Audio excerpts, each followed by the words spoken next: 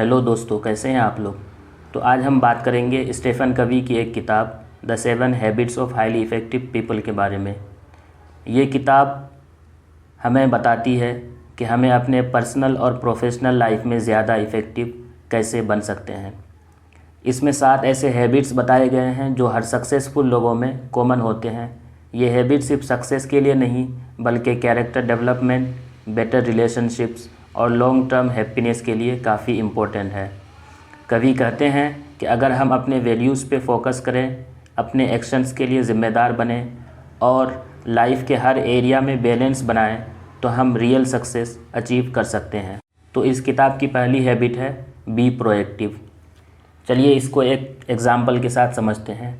अमन एक IT company में काम करता था। 2 साल से मेहनत कर रहा था और उसे लग रहा था कि उसका प्रमोशन होना चाहिए, लेकिन जब प्रमोशन लिस्ट आई उसमें उसका नाम नहीं था। उसके कुछ कलीग्स बहुत गुस्से में थे। उन्होंने काम स्लो कर दिया, कंप्लेंट की और बोलने लगे बॉस बायस्ड है। ये लोग रिएक्टिव थे, उन्होंने इन्वायरमेंट को ब्लेम किया। लेकिन अमन प्रोएक्टिव था। उसने गुस्सा या कंप्लेन नहीं किया।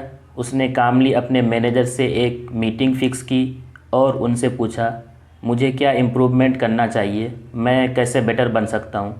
मैनेजर ने ऑनेस्टली फीडबैक दिया, लीडरशिप स्किल्स थोड़ी कम है, टीम कोऑर्डिनेशन में काम करने की ज़रूरत है।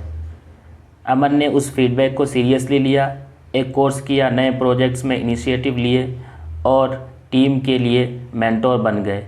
6 महीने बाद जब एक अपॉर्चुनिटी आई तो अमन को प्रमोशन मिल गया और साथ ही दूसरे लोग उससे इंस्पायर होने लगे। Habit number 2, begin with and in mind. मतलब पहले ही ये तैयार करना कि मुझे कहाँ पहुँचना है। अमन एक एमएनसी में मिड लेवल एम्प्लॉय था। काम ठीक ठाक चल रहा था, पर उसको लगता था कि वो बस डेली काम कर रहा है बिना किसी डायरेक्शन के। हर प्रोजेक्ट में बिज़ी रहता लेकिन सेटिस्फेक्शन नहीं मिल रहा था। एक दिन उसके मेंटोर ने पूछा, तुम 5 साल में अपने आप को कहाँ देखते हो। तो अमन ने सोचा, समझा, रियलाइज़ किया और बताया कि मैं एक प्रोजेक्ट मैनेजर बनना चाहता हूँ जहाँ मैं अपना टीम लीड करूँ, नए आइडियाज़ और बिग इम्पैक्ट ला सकूँ। फिर उसने अपना डेली काम उस एंड गोल के हिसाब से प्लान करना शुरू किया। कम्युनिकेशन इम्प्रूव करना शुरू किया, लीडरशिप स्किल्स पे काम किया, एक्स्ट्रा रिस्पॉन्सिबिलिटीज़ लेने लगा, सर्टिफिकेशंस किए, अपने मैनेजर के साथ करियर रोड मैप डिस्कस किया। 2 साल के अंदर ही अमन को प्रोजेक्ट मैनेजर की पोजीशन मिल गई, क्योंकि उसने अपना रोड मैप क्लियर रखा। तीसरी हैबिट्स है पुट फर्स्ट थिंग फर्स्ट। इसका मतलब है हर दिन उन कामों पे फोकस करो जो इम्पोर्टेंट है, सिर्फ अर्जेंट नहीं है। प्रमोशन के बाद अमन का वर्कलोड बढ़ गया। हर वक्त मीटिंग्स, मेल्स, अर्जेंट टास्क में उलझा रहता था। वो इतना बिज़ी रहता था, इम्पोर्टेंट डिसीजन नहीं ले पाता था। फिर उसने स्टीफन कवी की टाइम मैनेजमेंट को जानने की कोशिश की। अमन ने समझा कि मुझे वो काम करना चाहिए जो ज़्यादा इम्पोर्टेंट है लेकिन अर्जेंट नहीं है। इसके लिए उसने हर काम के लिए टाइम फिक्स कर दिया। अब वो ज़्यादा जिम्मेदारी के साथ काम करने लगा और टाइम भी कम लगने लगा। Habit number 4, think win win. Aman एक बिग प्रोजेक्ट में काम कर रहा था जिसमें मार्केटिंग और सेल्स टीम दोनों इन्वॉल्व थे। सेल्स टीम चाह रही थी प्रोजेक्ट जल्दी रैप अप हो जाए, वो क्लाइंट को पिच कर सके, लेकिन मार्केटिंग टीम को थोड़ा और टाइम चाहिए था ताकि क्वालिटी कंटेंट डिलीवर हो। दोनों टीम में टेंशन्स बढ़ने लगी, ब्लेम गेम शुरू हो गया। अमन बीच में था और उसके पास 2 ऑप्शंस थे, या तो सिर्फ सेल्स का साइड ले, विन लूज़, या मार्केटिंग को डिफेंड करे, लूज़ विन। लेकिन उसने विन विन चूज़ किया। अमन ने दोनों टीम्स के साथ कामली बैठकर मीटिंग की। फिर दोनों टीम एक साथ मिलकर काम करने लगे तो फिर क्लाइंट के सामने एक अच्छी पिच प्रोजेक्ट हुई। Habit number 5, seek first to understand then to be understood. पहले समझने की कोशिश करो, फिर समझाने की कोशिश करो।